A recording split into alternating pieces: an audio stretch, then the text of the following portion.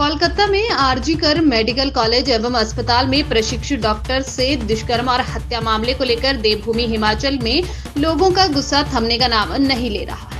इस निर्मम घटना के विरोध में मंडी जिला के हिमाचल डेंटल कॉलेज सुंदरनगर के प्रशिक्षु डॉक्टरों द्वारा जोरदार प्रदर्शन किया गया। कॉलेज के छात्र छात्राओं ने शहर के भोजपुर बाजार होते हुए बस स्टैंड तक हाथों में घटना के विरोध को लेकर स्लोगन के साथ कैंडल मार्च निकाला। इस दौरान प्रशिक्षु डॉक्टरों ने मामले में न्याय की मांग करते हुए और दुष्कर्म पीड़िता के प्रति अपनी एकजुटता व्यक्त की। प्रदर्शन कर रहे छात्र छात्राओं ने इस अपराध में शामिल अपराधियों के खिलाफ ठोस कदम उठाने और समाज में महिला सुरक्षा को बढ़ावा देने की मांग की है। प्रदर्शन को सरकार और समाज के सामने एक सशक्त संदेश के रूप में लाया गया, जिससे इस जघन्य अपराध के खिलाफ एकजुट होकर संघर्ष करने और पीड़ितों को न्याय दिलाने के लिए हर संभव प्रयास किया जाए। प्रदर्शन कर रहे प्रशिक्षु डेंटल डॉक्टरों का कहना है कि पश्चिम बंगाल में हुई यह घटना अपने आप में एक बहुत बड़ी घटना है। इससे डॉक्टरों की सुरक्षा को लेकर एक बड़ा प्रश्न चिन्ह खड़ा हो गया है। जहां डॉक्टर अपनी जान को जोखिम में डालकर लोगों को इलाज के लिए कर रहे हैं, वहीं इस घटना से पूरे समाज को झकझोर कर रख दिया है। बात सर ये है ना कि आज अगर हम कॉलेज जाए या कहीं भी पढ़ने जाए, जब हम वापस आते हैं ना, हम लोगों को एक सेफ्टी पॉइंट ढूंढना पड़ता है कि अगर सामने लड़कों का झुंड है ना, तो हमें एक तो ऐसे एक्ट करना पड़ता है कि या तो हम कॉल पे बात कर रहे हैं या हमें कॉल करनी पड़ती है अपने पेरेंट्स को, या हमसे बात करते रहो ताकि वो हमें जज ना करे। क्योंकि अगर हम विदाउट कॉल ऐसे जाते हैं ना, तो वो हम लोगों को इतना गंदा कमेंट करते हैं, इतने गंदे तरीके से देखते हैं, जो कि आई डोंट थिंक कि वो सेफ है। आज के टाइम पे सेफ्टी हम लड़कियों के लिए तो मुझे नहीं लगता कुछ ऐसा इशू रह गया, क्योंकि अगर हम लोग बाहर जाएंगे ना, तो हम लोगों को सिर्फ ये बोल देंगे तुम ऐसे कपड़े पहन के जा रही हो, तुम छोटे कपड़े, हम लोगों को इतना शेम कर देंगे, इतनी बॉडी शेमिंग करेंगे। इवन गर्ल्स ऑल्सो, हम लोगों की क्लास की लड़कियां भी ना, अगर हम लोग सब जाए ना एक साथ झुंड में मिलके जाए, सारे हमें यही बोलेंगे कि लड़कियां जा रही हैं यार, इतने छोटे छोटे कपड़े पहन के। खुद की बहनों की साइड अगर कोई बोल देना, वो मारने पहुंच जाएंगे उनको, लेकिन बाकियों की बहनों के लिए वो कोई नहीं सोचता कि कौन क्या बोल रहा है। आज के टाइम पे भी ना सेफ्टी, मुझे पर्सनली या किसी भी लड़कियों को ना अगर पूछ लो कि आप सेफ हो, कोई नहीं बोलेगी कि हाँ मैं सेफ हूँ। हर लड़की को, इवन हमारे टाइमिंग्स देख लो आप, लड़कों को ना 8:30 तक बोल देंगे, ठीक है वो लड़के हैं, लेकिन लड़कियों को 7:30, 6:45, 6:45 तुम लोगों को हॉस्टल में एंटर होना ही पड़ेगा।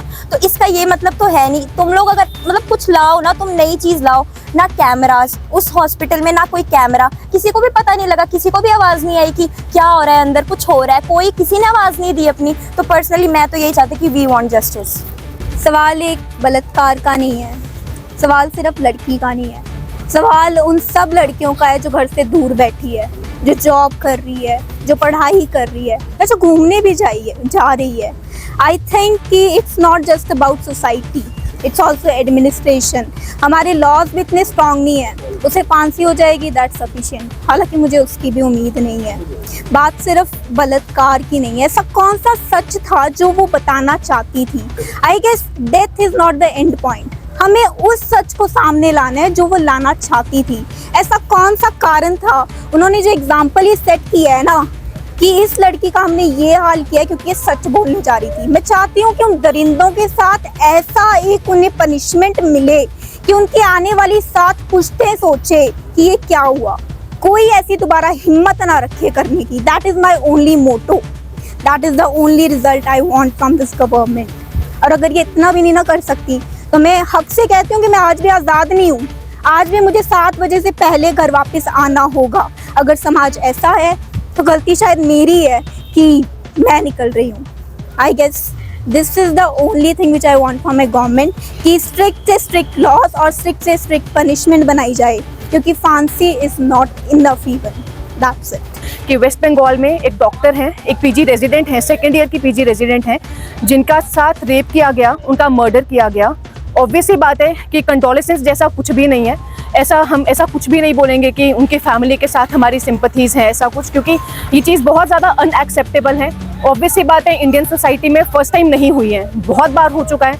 निर्भया का केस एक बहुत ही ज़्यादा ड्रास्टिक केस था, अगर उसके बावजूद भी ऐसे लोगों को समझ नहीं आई है, अक्ल नहीं आई है, उन्हें ये नहीं पता है कि किस चीज़ के साथ किस तरह से बिहेव करना है, एक सोशल वर्कर को आप किस तरह से ट्रीट करते हो, तो आई डोंट थिंक कि कोई भी चीज़ ऐसी सोच को बदल सकती है। एक महाभारत का टाइम था जब द्रौपदी के साथ गलत हुआ, तो पांडव इसलिए नहीं लड़े थे कि उन्हें राज चाहिए था, एक्चुअल में पांडव इसलिए लड़े थे ताकि उनकी वाइफ के साथ जो गलत हुआ है उस चीज़ का जस्टिफिकेशन उनको मिले, उस चीज़ की सज़ा जिन लोगों ने द्रौपदी के साथ गलत किया था वो चीज़ मिले। और उस वक्त भी कृष्ण ने ये चीज़ कही थी अर्जुन को कि जब जब भी इस धरती पे धर्म का विनाश होगा तब मैं इस धरती पे जन्म लूंगा धर्म की प्रोटेक्शन के लिए।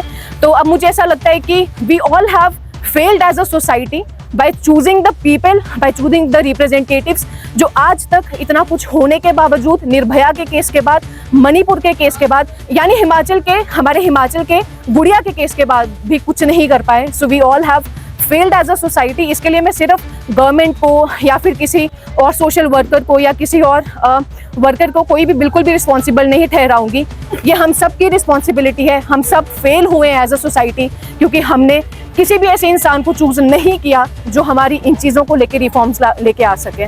और अब I think we should really rely on the God only, क्योंकि जिस तरह की गंदगी ह्यूमन सोसाइटी में एग्जिस्ट कर रही है आज के टाइम पे वो बहुत ही ज़्यादा शेमफुल है और बहुत ही ज़्यादा हर्टफुल है, स्पेशली फीमेल्स के लिए।